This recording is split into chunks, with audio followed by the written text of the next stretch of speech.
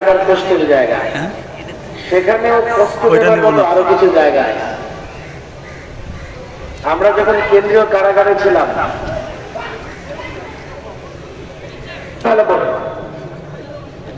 কেন্দ্রীয় কারাগারে যখন ছিলাম, আমাদেরকে রাখা হয়েছে কোথায়?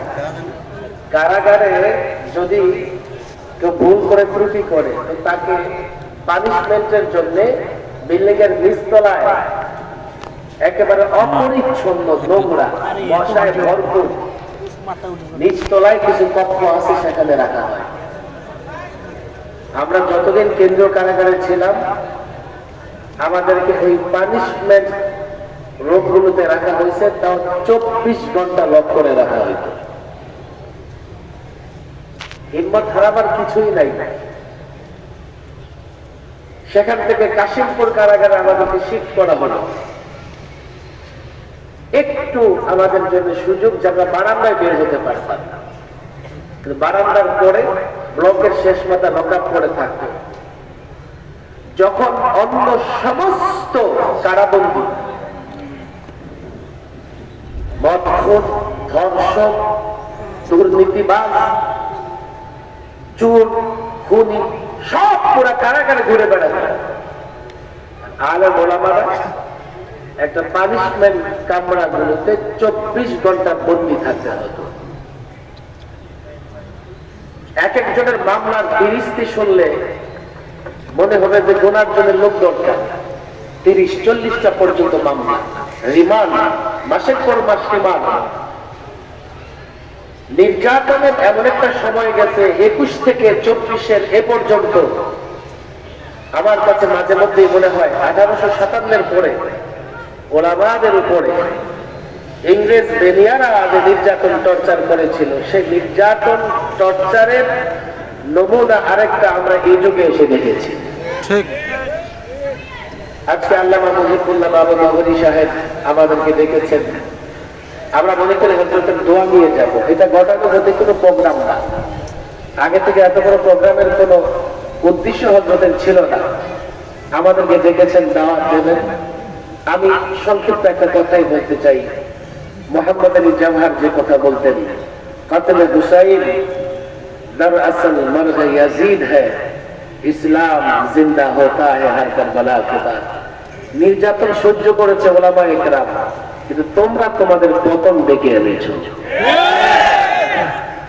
কেউ বলতে পারে হুজুর কোথায়? আমরা তো আছি। না না না, এই থাকা সেই থাকা নয়। আছো বটে, তোমাদের ঘুম আল্লাহ হারাম করে দিয়েছে। তোমাদের ভেতরে আল্লাহ এত বিচ্ছিন্নতা, এত গ্রুপিং তৈরি করে দিয়েছেন। এখন তোমাদের একজনের সাংসদ, তার লাশের টুকরা পর্যন্ত খুঁজে পাওয়া যাচ্ছে।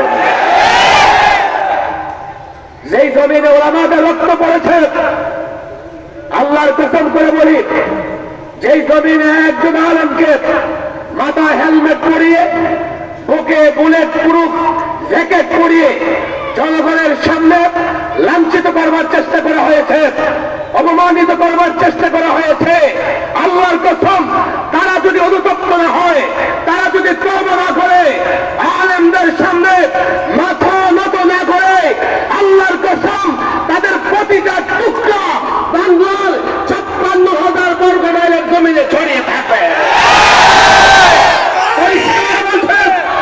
পরিষ্কার বলছে, আমরা প্রতিশোধে বিশ্বাসী নই, আমরা প্রতিশোধকামী নই।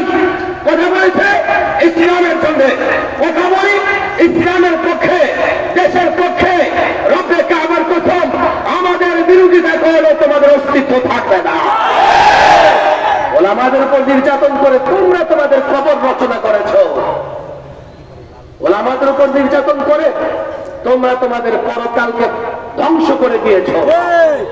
তওবা করো, ওলামাদের সামনে নত হও, মাফ চাও, না হলে আল্লাহর কসম তোমরা তোমাদের পরিণতি, তোমাদের দলের লোকজনের পরিণতি চোখে দেখে যাবে। আজকে হেফাজতের এই সম্বর্ধনা দোয়া সবাই, আমি হেফাজতের যারা নির্যাতন সহ্য করেছেন লম্বা সময়, আমি তাদের নিয়ে বড় আশাবাদী। ওনারা যদি হেফাজত ইসলামের পতাকা তোলে, হেফাজত ইসলাম পতাকা তলে সবাই তো থাকেন। আমার বিশ্বাস ইনশাআল্লাহ আল্লামা মহিউল্লাহ বাংলানগরী হযরতের নেতৃত্বে আমরা আরো অনেক কাজ করতে পারবো। আল্লাহ তৌফিক দান করুন। ওয়া মা তাওফীকি ইল্লা বিল্লাহ ওয়া মা আলাইনা।